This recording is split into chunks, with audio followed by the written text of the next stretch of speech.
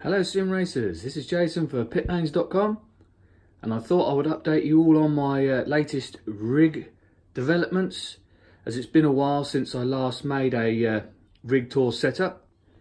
So, as a lot of you must know by now, I race in a cupboard situated under the stairs in the corner of the front room. So we'll start off with my wife's favourite view, with the rig completely hidden away. And this is how it is when I'm not racing. And then simply grab the door, and there it all is. And then I just simply slide the rig out, jump in, and I'm racing within seconds. What I'll do now is move on and show you some of the hardware and try and get you a closer view of the rig I recently built. Starting with the fixed bucket seat. It was actually a freebie. I got it from where I work. It was actually fitted to a bus that actually set the world speed record for the fastest ever gas powered bus, which was a couple of years ago, and it's been sat in their stores for a while, and people know that I enjoy sim racing, so I got the opportunity to pick it up. So this is the world's fastest seat. Moving on to the wheel, and I have a Sim Experience AccuForce V1 direct drive wheel. Really pleased with this. I got it second hand off of a fellow iRacer, and it's just brilliant. You know, I had a Fanatec V2 Club Sport wheel, and it is such a transformation upon that. And even though it isn't one of the, you know, all singing all dancing mega Newton meter wheels that they're now coming out with, I still only run this wheel about 60%. And that's more than enough, and it still gives you a good workout on long races. And so when I'm not racing, I have a hook on the back of the door there, and the rim just sits on there, and then I just quickly pick it up, slap it on the quick release, and away you go. I also have a Derek Spears button box, which is years old, been fitted to numerous different wheels and rigs, and well, it's a bit battered and abused now. I put a temporary bracket on there just so that I could see what the ideal location would be and how well it would work out when I was racing. And unfortunately, I've never got around to making it any more permanent, because the temporary solution, as ugly as it looks, works, so I've just left it. I just want to get on and get racing.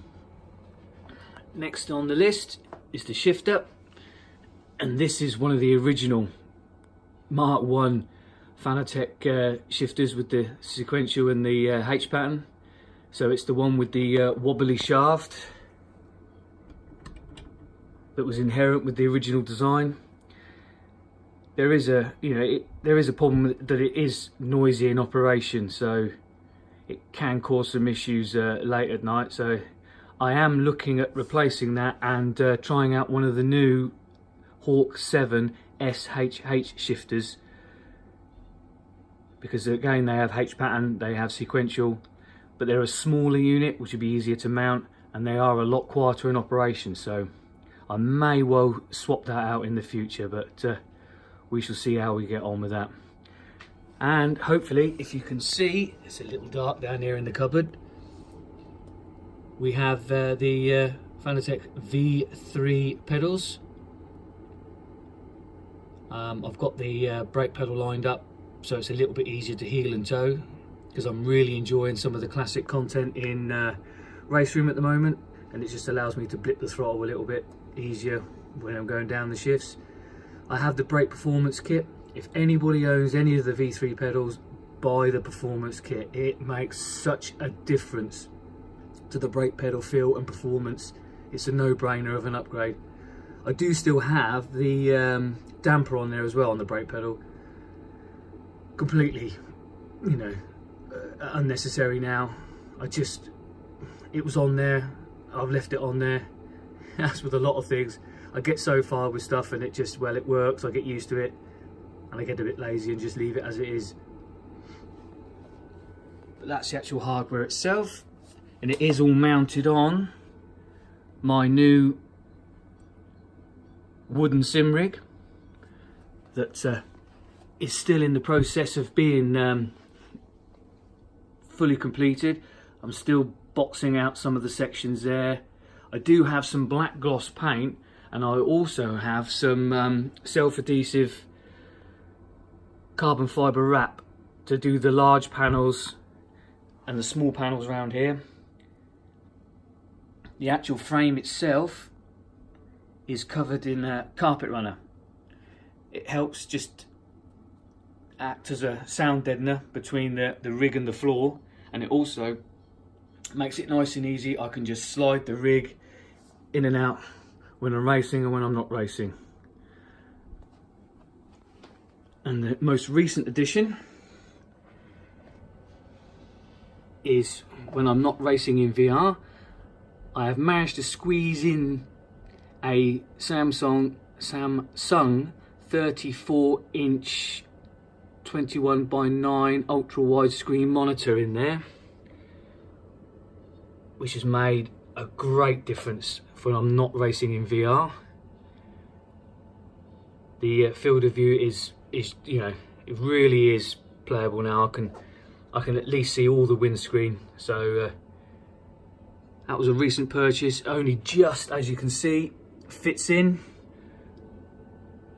It was fun and games trying to get it through the opening, but we did it. And there we are. And there is the another hook for the VR headset. Got the Oculus Rift, and that's what I primarily use when I'm racing online and competitively. You just cannot beat the level of immersion and the actual feeling of being in the vehicle. My lap times are better, I'm more consistent and less prone to errors when I race in VR. So I can put up with the lack of eye candy and resolution, because of the level of immersion just outweighs that every time. Now this is going to be a little bit trickier, but right down there in the depths of the cupboard, I've got the PC shoved away in the corner there. It's a i7 8700K, 16 gig of DDR4 RAM, and a NVIDIA 1080 Ti. So it can handle just about everything I throw at it, and it works well with the VR. So what I will try and do now is find a way of getting my phone all held up in position, and I'll show you how you slide the rig out, jump in, slide the rig in, and get ready to race.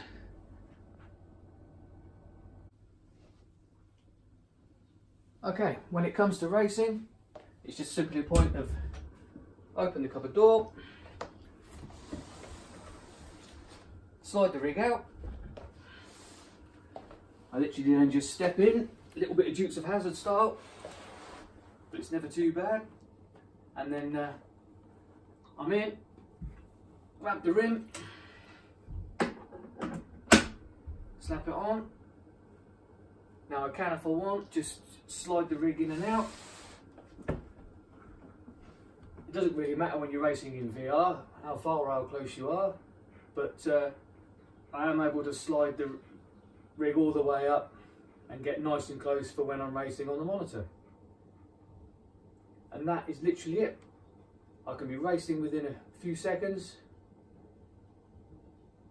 and exactly the same the other way. Just jump out, slide the rig back in, shut the door, turn the power off, and that's it. All back, front room is all back to normal. Okay, well, I hope you enjoyed this quick rig tour.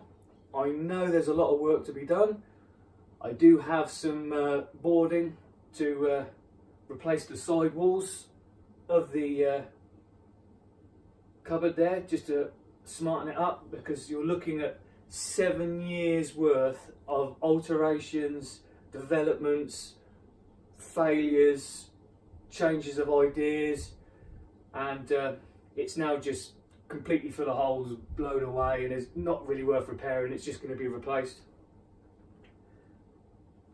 If you want to know more about the rig I built and more about how I got the monitor in, there will be links in the description, because I have articles on our website covering both things. There are still jobs left to be done. Like I say, the rig is going to be painted. It is going to have a carbon wrap on some of the larger panels. It's just, as with most things, I put it in to test it and try it. I've been having so much fun with it. I just couldn't be bothered to pull it back out and get on with it for the time being. But next time I get a few days off, we'll get it all sorted. Okay then, well, that's it. That's my rig tour as it stands of May 2019. Hope you enjoyed having a quick look at what I race with. And any questions, leave them in the comments. If you want to find out about future developments, check out the link for our Discord group. I'm always in there posting pictures and chatting about the latest ideas I've had and DIY projects I attempt. Some work, some don't. I post them all the same. In the meantime, happy sim racing, race hard, race fair.